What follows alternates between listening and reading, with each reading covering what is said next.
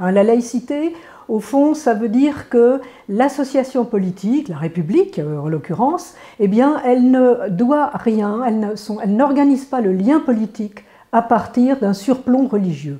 Elle ne copie pas de liens religieux, elle commence avec elle-même. C'est là-dessus que s'installe ce qu'on appelle la séparation des églises et de l'État. Il y a un espace zéro, on commence à compter par zéro. Donc il y a une séparation totale, il n'y a pas seulement séparation des églises et de l'État, la loi civile est supérieure à la loi religieuse, aucun groupe religieux ne peut faire la loi, l'État n'intervient pas dans les affaires religieuses, il protège aussi les cultes, mais le fondement philosophique, c'est que l'association politique commence avec elle-même. Alors, est-ce que la laïcité est une spécialité française?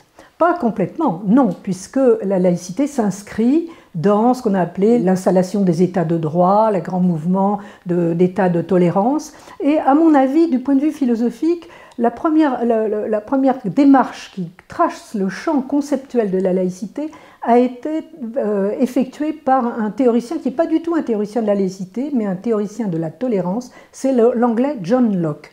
John Locke, qu'est-ce qu'il dit?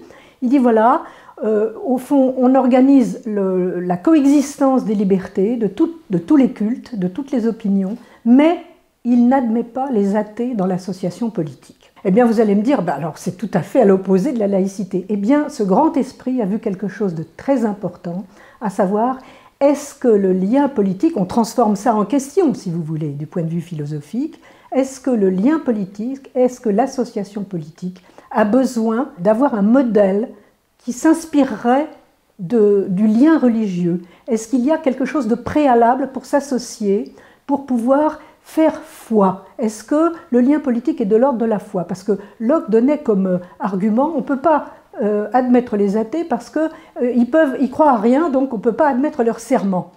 Eh bien voilà, il a posé une question fondamentale. Et à partir de là, eh bien, vous retournez la réponse.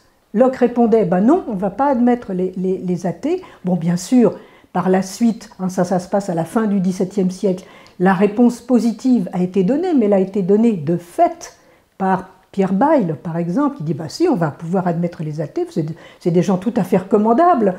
Mais la réponse de droit, la réponse pensée, elle va être donnée par un courant de la Révolution française. Eh bien oui, on va pouvoir admettre les non-croyants, je préfère utiliser le terme de non-croyants, parce que le lien politique va se dissocier totalement, va se disjoindre complètement de tout modèle préalable, qu'il soit religieux, politique. Et là, il va falloir construire cette association politique. C'est à partir de là que le concept de laïcité va être élaboré. Donc vous voyez, il y a une histoire philosophique de la laïcité qui n'est pas une histoire franco-française, mais la France a donné une réponse, en quelque sorte philosophiquement épurée, à cette question.